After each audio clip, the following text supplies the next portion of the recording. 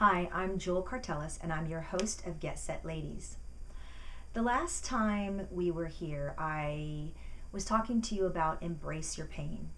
Well, this is the companion to embrace your pain.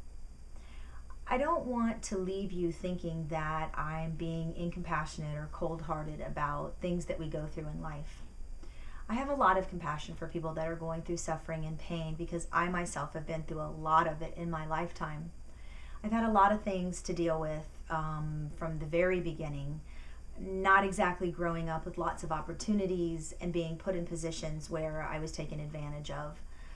I've suffered through coming close to death with childbirth. I've had relationship issues just like the rest of you. I was hit by lightning. I developed an inner ear problem from allergies.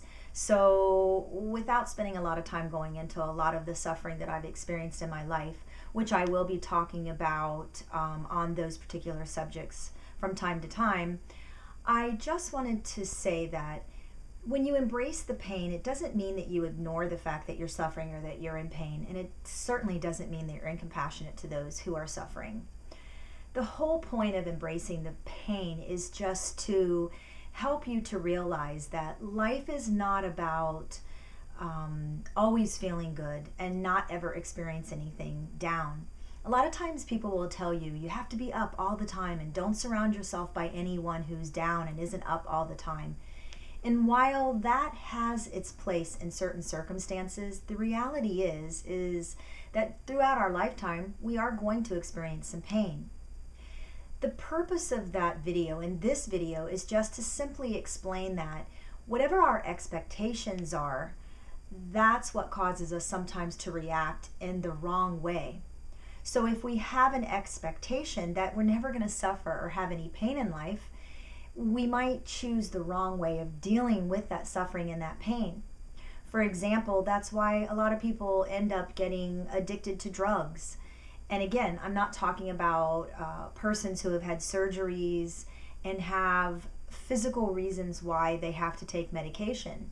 Of course, you have to have medication when you've had a surgery or there's certain things going on.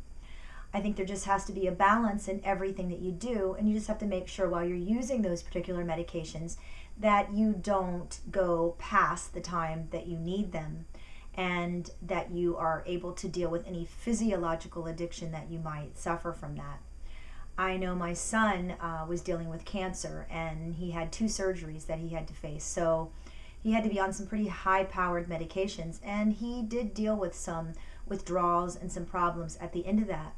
But he was strong and brave and level-headed about the whole thing, and he got off of those medications because he knew that he needed to do that.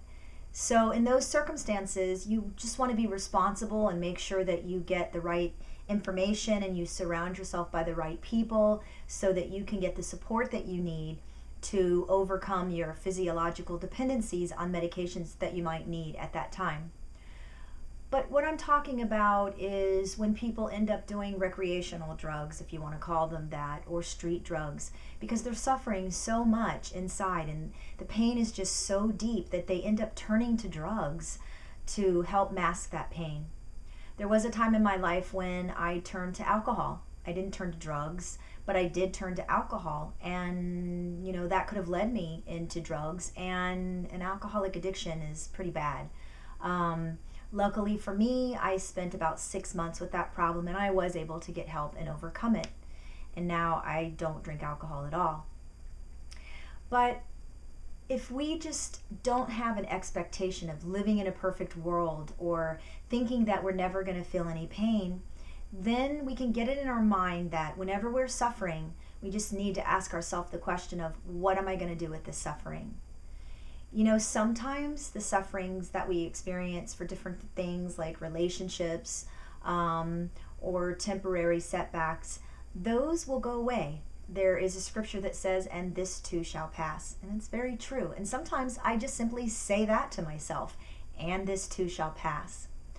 And it's really hard because when you're in that circumstance, you do feel like this is never going to change. It's always going to be this way. But if you educate yourself ahead of time and set yourself up to know that when you're hurting and when you're suffering, to reach out to people that you can trust, to do research if you have to ask for help, then you'll be able to navigate through the times in your life when you suffer. And you will learn and you will grow from them and you'll get through them. And so that is my message. Don't have an expectation that life is perfect, that relationships are always going to work out great, that nothing is ever going to happen, because it is. Just make sure that you're equipped with the right tools and the right information and the right friends and family and loved ones to be supportive of you, and that you are willing to do what you need to do to get past your suffering. And remember, ladies, whatever life throws at you, you can do it.